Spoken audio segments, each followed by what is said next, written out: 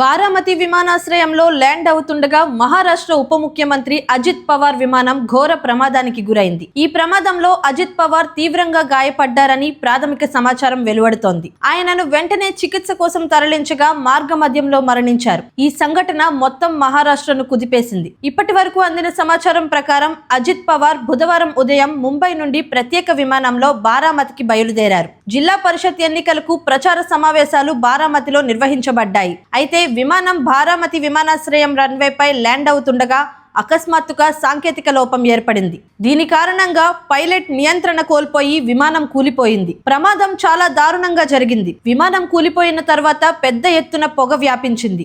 ఆయన విమానం తీవ్రంగా దెబ్బతింది. ప్రాథమిక వర్గాల సమాచారం ప్రకారం ఈ ప్రమాదంలో అజిత్ పవార్ తీవ్రంగా గాయపడ్డాడు. ఆయనతో పాటు ఉన్న కొంతమంది ఉద్యోగులు, భద్రతా సిబ్బంది కూడా గాయపడ్డారని చెబుతున్నారు.